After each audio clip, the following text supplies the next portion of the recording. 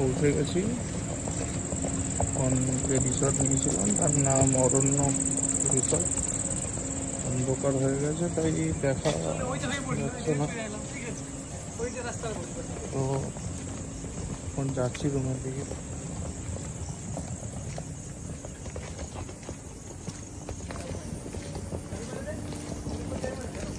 পৌলমি সামনে সামনে যাচ্ছে, সব বিষয়ে আগেই থাকে, এখানেও আগেই আছে। দেখা যাক, সুন্দর ভিউ।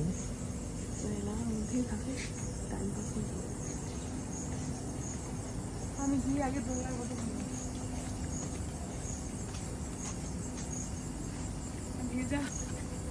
চলে আসে চলে আসে।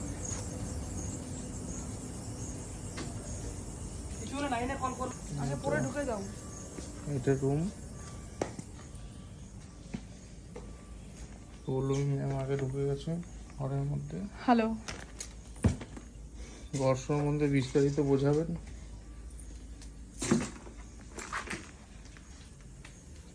বলো কেমন লাগছে রুমটা? খুব সুন্দর। এই যে bed, wall hanging, wall hanging খুব সুন্দর একটা ওটা একটা ডিজাইন। যেমন গ্রিনারি তেমন। এদিকে এসো, কম। এখানে সব ব্যবস্থা সিটিং আছে, এরিয়া, সিটিং এরিয়া, আড্ডা দিতে পারেন। এখানে জল চা এর সব ব্যবস্থা আছে। আর এদিকে পুরো এটা একটা এরিয়া করেছে না, এটা হচ্ছে গিয়ে তোমার যে বেসিন এরিয়াটা পুরো বহু পেইন্টিং করা।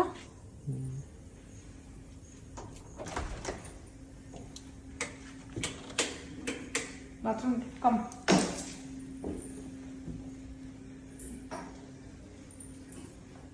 Bathtub commode. আর এটা আমি আর আমার পেছনে আমার ধর্মপত্নী। তারপর নতুন বেডে গিয়ে বসেছি। অ্যাকচুয়ালি রুমটাও নতুন, এই অরণ্য হোটেল অ্যান্ড রিসর্টের এই রুমগুলো নতুন হয়েছে। তারপর সন্ধেবেলা ড্রামস অফ হেভেন অর্ডার করেছিলাম, খেয়ে নিলাম। দেন গেছি এই সেলফি জোনগুলোতে সেলফি তুলতে। বৃষ্টি হয়েছিল, একদম ভেজা চারিদিক। তারপরে ভেজা দোলনাতেই বসে একটু চড়ে নিলাম। রাতে ডিনারে খেয়েছিলাম রুটি আর চিকেন। তারপর সকালবেলা উঠে ভিডিওটা করতে পেরেছি। চারিদিকে গ্রিনারি, আমার রুমের সামনেই একদম। এটা হচ্ছে গাছ, মানে পেয়ারা গাছ, কাঁঠাল গাছ, সব রকম গাছই আছে। তো সকালে ভিডিও করেছি। পেছনটা পুরোটাই জঙ্গল, মানে এই জঙ্গলগুলো কেটেই মনে হয় রিসর্টগুলো তৈরি হয়েছে। তো এটা হাজব্যান্ড সারপ্রাইজ দিয়ে নিয়ে গেছিলো। আমরা সকালবেলা তারপর চলে গেলাম স্নান টান করে ব্রেকফাস্ট করতে। আমরা একেবারে স্নান টান করে রেডি হয়ে বেরিয়েছি, মানে হেঁটে একটু ঘুরেও দেখবো পুরোটা, কারণ কাল রাতে অনেক লেটে ঢুকেছি, তাই রিসর্টটা কেমন কী বৃত্তান্ত দেখিনি। আর প্রচুর বৃষ্টি হয়েছে, চারিদিকে পাতা টাতা পড়ে আছে। আর ওদিকে সুইমিং পুল, তো পুল সাইডটায় গেলাম, কারণ আগের দিন কিছুই দেখিনি। আর এটা সারপ্রাইজ ছিল বলে আমি দেখেও আসিনি যে রিসর্টটা কেমন। এই রুমগুলোর সাথে দোলনা আছে।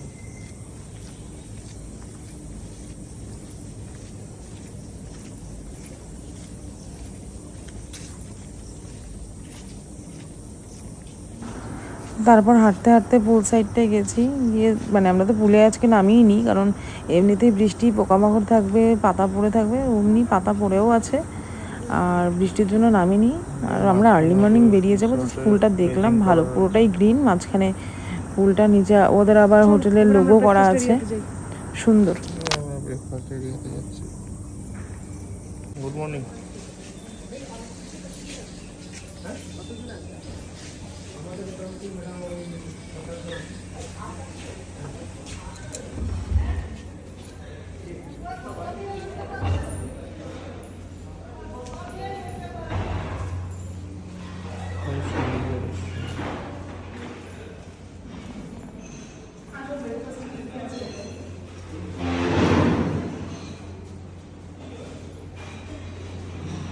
ব্রেকফাস্টের ডিম সেদ্ধ, fruits, sprout salad, butter, ketchup and jam. এটা হচ্ছে বড়া। আর সেখানে স্যান্ডউইচ, পাস্তা। এখানে হচ্ছে এটা কি আছে, ওইটা মানে রাওয়া ধোসা আর ডাল। এখানে ছোলার ডাল মা দিয়েছি, সবগুলোই ট্রাই করো দুটো একটা করে।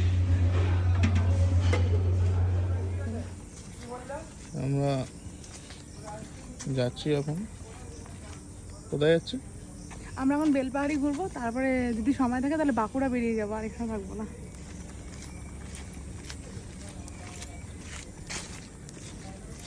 ম্যাডাম বাঁকুড়ায় যাবেন, আমি তো কুলি, এই যে ব্যাগ হাতে, আমার নিজের হাতেও ব্যাগ, নিজের ব্যাগটা নিজে রেখেছে। এটা হচ্ছে রাজবাড়ি, ঝাড়গ্রাম রাজবাড়ি, কিন্তু ঢুকতে দেয় না এখন আর। আমরা চলে এসেছি ঝাড়গ্রাম কনক দুর্গা মন্দিরে, এখন ভেতরে যাওয়া যাক, আসুন। আমরা চলে এসেছি বেলপাহাড়ি থেকে কিছুটা এগিয়ে, জায়গাটার নাম হচ্ছে খন্ডেরানি লেক। লেকের ভিউটা দেখাও সবাইকে।